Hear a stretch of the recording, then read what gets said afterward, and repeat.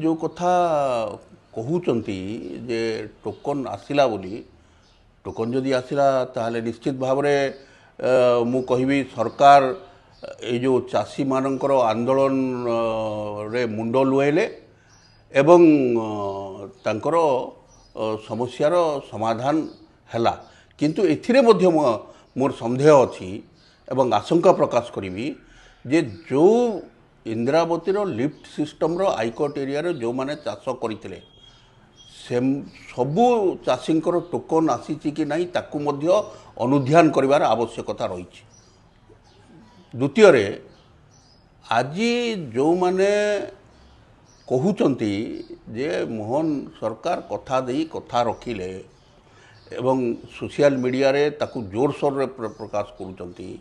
एवं जुक्ति बाढ़ुचंती कहीं विलंब है तार एक जुक्ति बाढ़ुचंती मु एठी रखा चाहिए ताहले कौन पाई ये 32 दिन है चाषी हैरान हबार कारण कौन।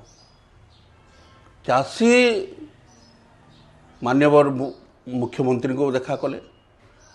विभागीय मंत्री को देखा कले, सांसद को देखा कले, विधायक को देखा कले, विभागीय सचिव को देखा कले जदि एते आसीबार थिला एवं ए चाषींकर समस्या को समाधान करिबारे तांकर पाखरे से स्पष्टता थिला ताल तो आंदोलन स्थल को आसी थांते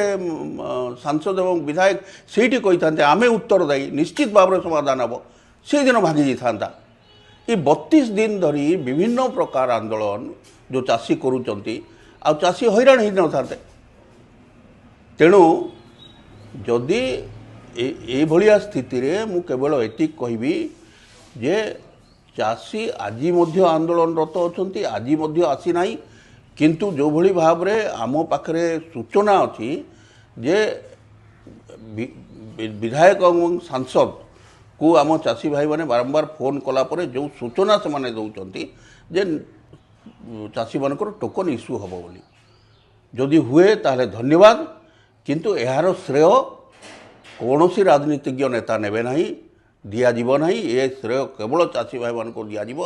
32 दिन धरी जो प्रकार भाव रे आंदोलन कले से सरकार मुंड लैले एवं से मध्य पुणी थरे मुझे आशंका प्रकाश करी जे संपूर्ण चाषींकर टोकन आसी ना किछि चाषींकर टोकन आसी बाकी चाषी को भुआ बुलाइबा चेष्टा करूचंती। तो एटा को विधायक कहउचंती जे विरोधी या को राजनीतिकरण करूचंती या चाषी को आंदोलन न तो आपण काहे सुजोग दउचंती विरोधी को राजनीतिकरण करिया पाई।